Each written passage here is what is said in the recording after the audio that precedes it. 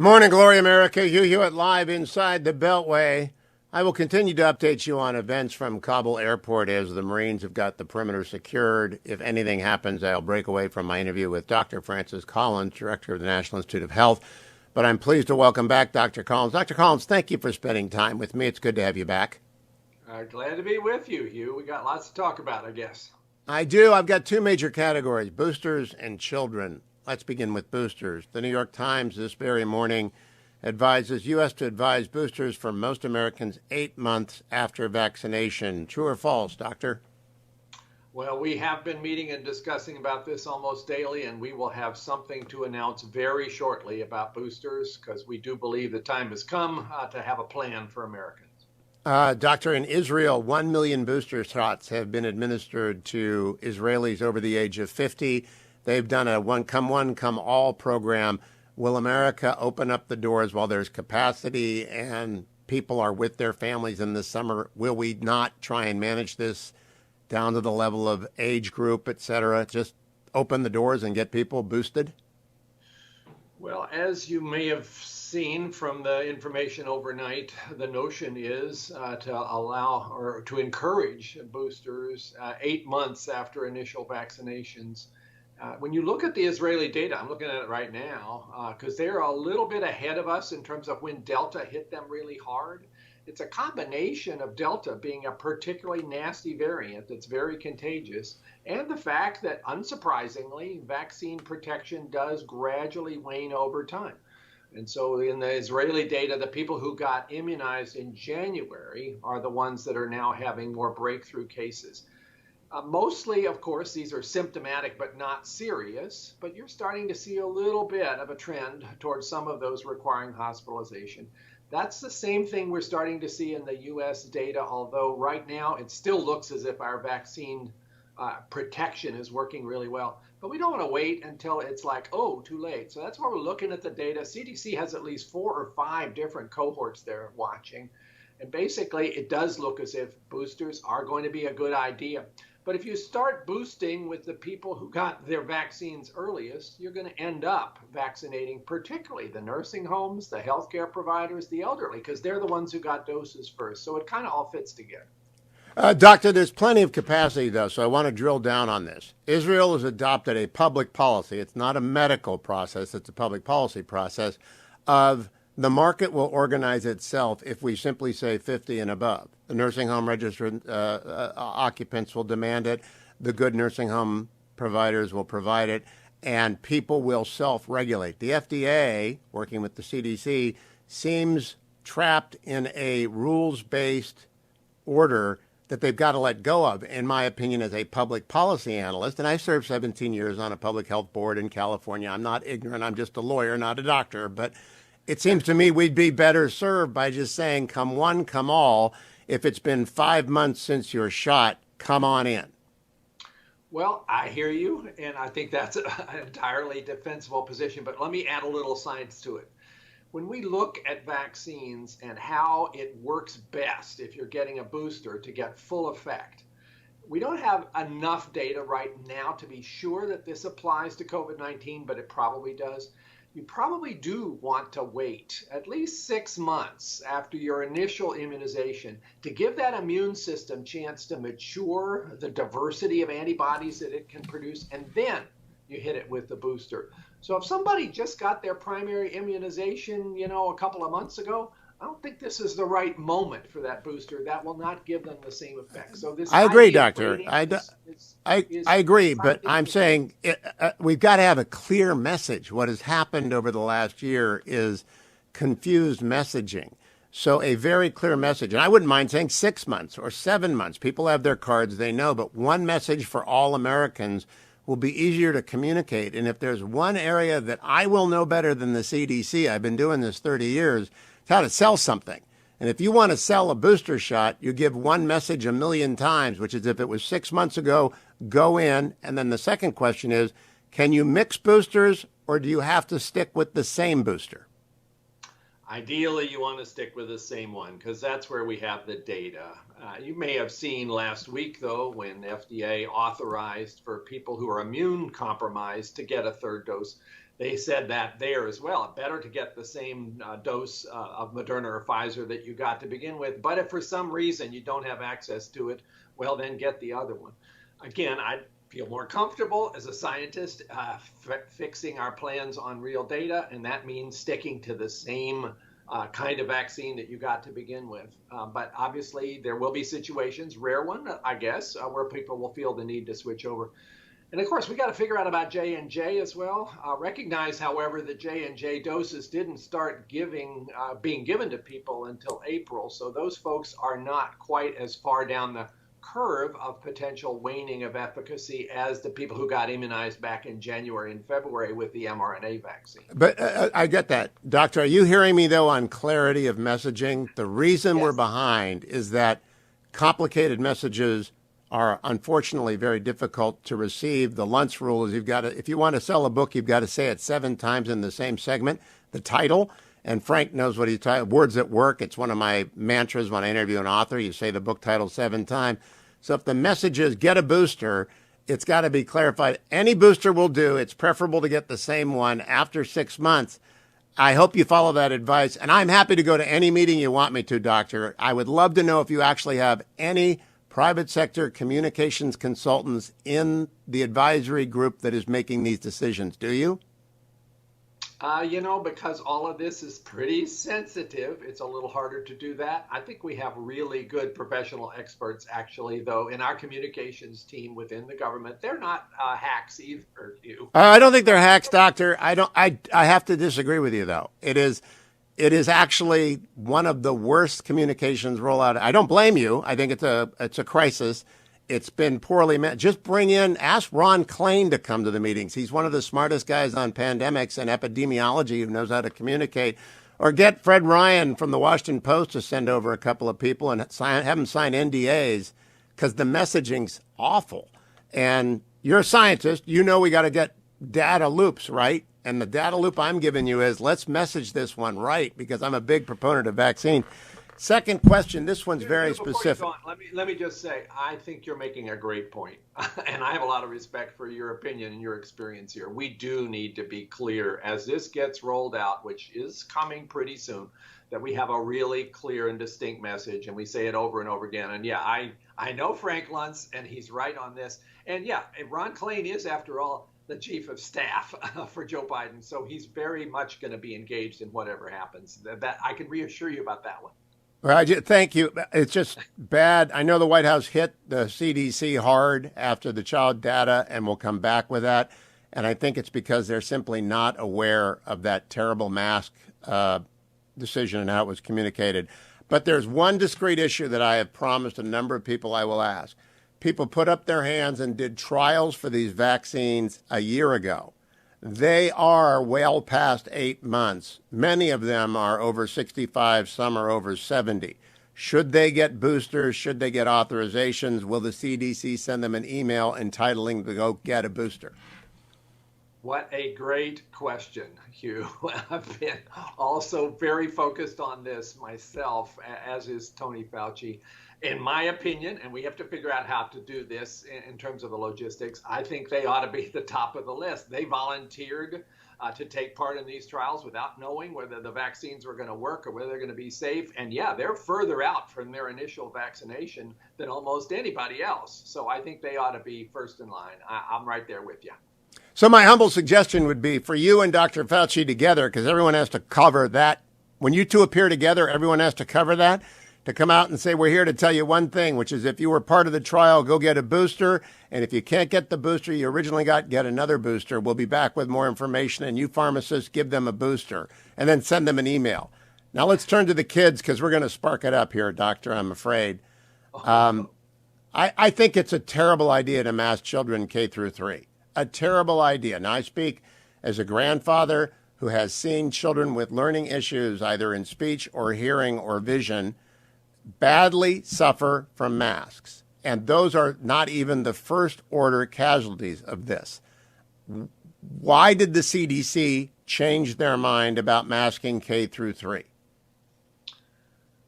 Well, I listened to your interview just a week ago with Tony Fauci on this very topic, and I agree with Tony that this is a difficult issue, and this is not one where you can say, well, it's a slam dunk one way or the other.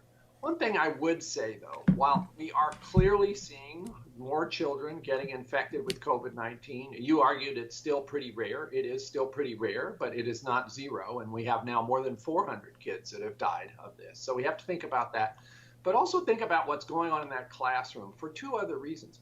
Even if kids are not going to get that sick, they can certainly get infected. They don't transmit quite as vigorously as older people, but they can transmit it. Lots of evidence of that. So if we're trying to tamp down the spread, here is one more place to do so. The other thing, Hugh, and now think about this. I want to hear your reaction to this. I agree with you. We got to get kids back in the classroom. This virtual learning for the last year has been really bad for their development. But if they're unmasked in the classroom, you know what's going to happen. There's going to be an outbreak. That's already happening in states that don't require masks. And then what happens? The kids go back home again. That's a bad outcome. So even if you're not worried about their personal health, if you're worried about the fact that we want them to stay in school, the masks may be an important way to achieve that.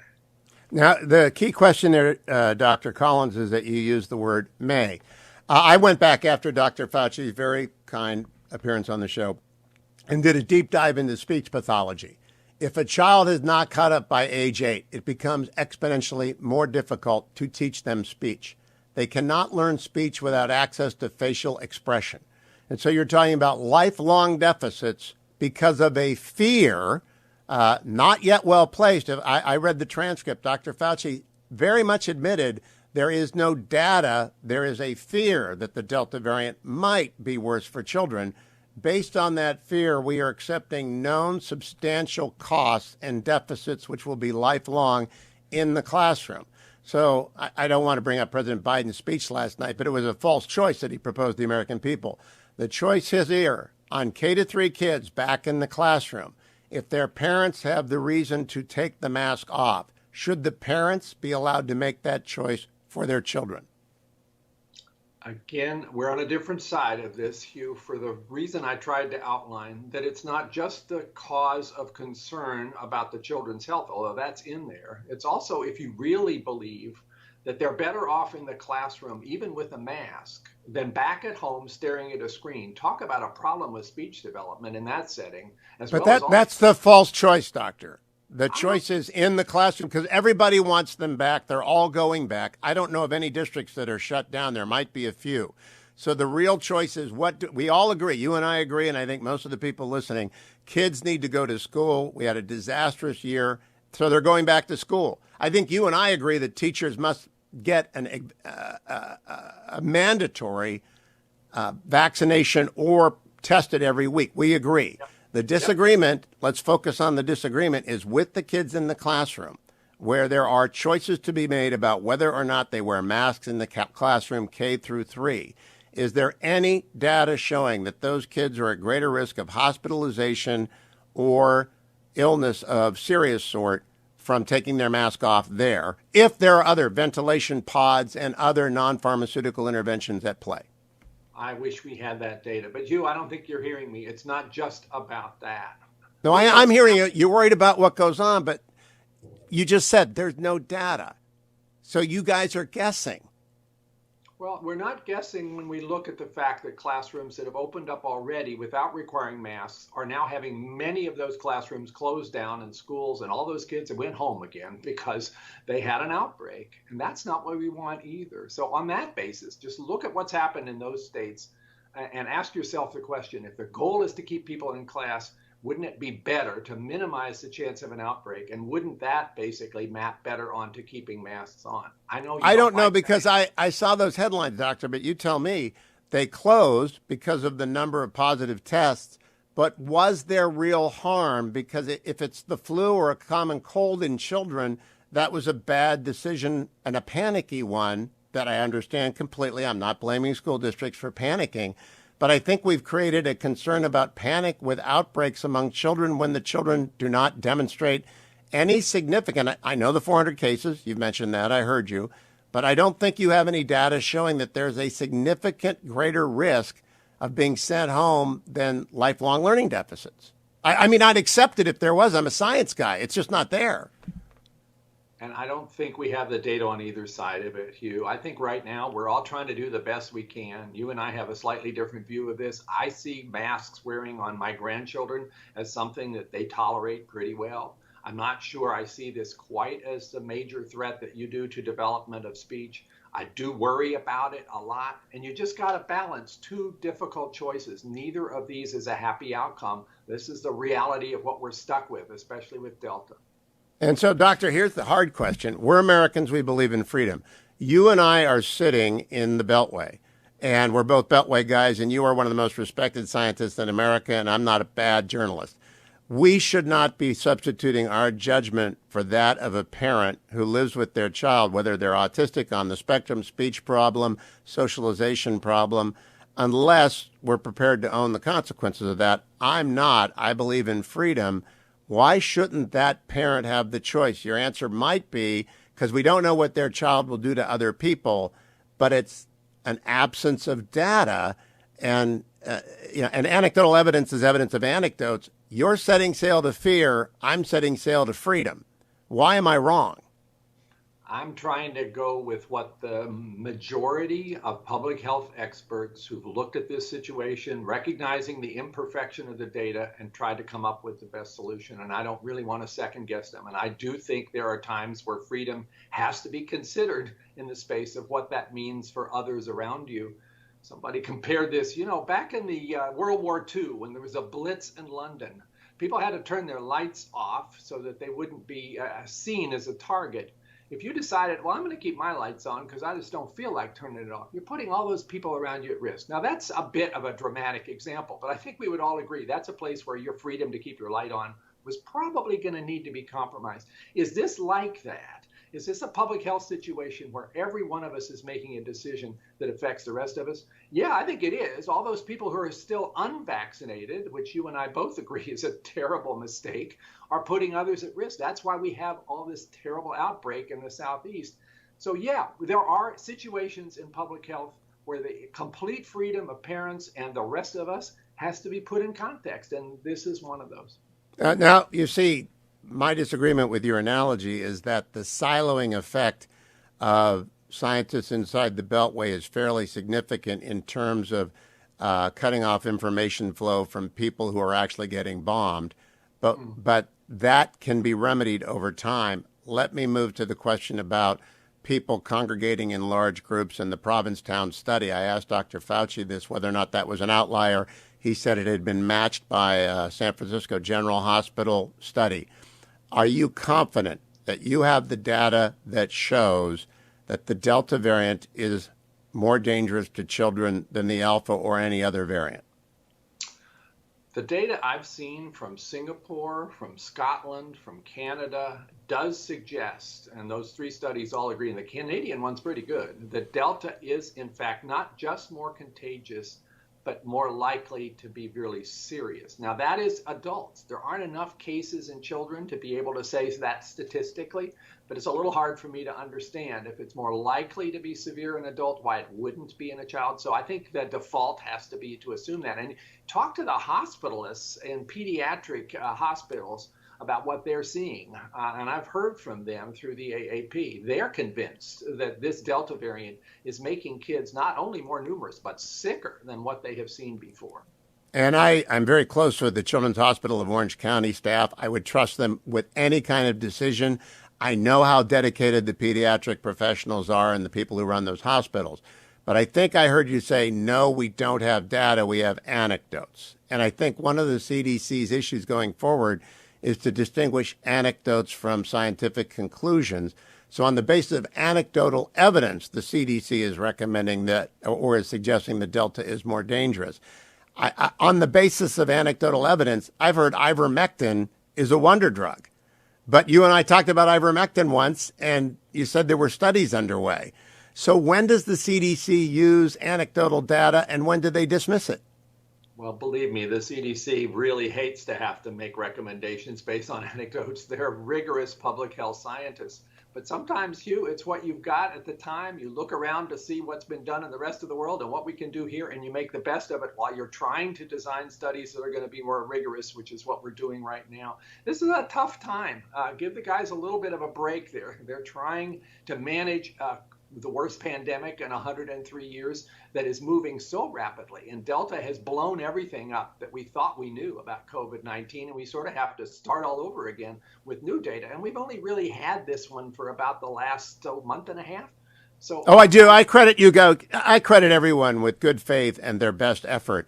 I do worry about epistemic closure, where the gang at the CDC, NIH is closed off to people like me who are responsible critics of some decisions and not listening. Here's my last appeal to you, Doctor. Let's talk about this. The CDC's public-facing data pages are horrific. An average American wants to know number of hospitalizations, number of deaths due to COVID that are certain, not in which COVID is present, but which COVID caused. It takes forever to find that data, if you can even find it. And when you find it, it's not broken out by age and race. These are the key determinants of public knowledge and non-panic. Can you get them to fix it? You know, I think you're making a good point. I go to the CDC website many times a day, and I also sometimes have trouble finding what I'm looking for. I will convey your concern to Dr. Walensky, because while there's a huge amount of data there, maybe it's not in the most user-friendly fashion. I hear you, and we ought to try to make this more accessible to the average American. Because I think the number one question is, how many people are being hospitalized? How many people are dying? Are they vaccinated?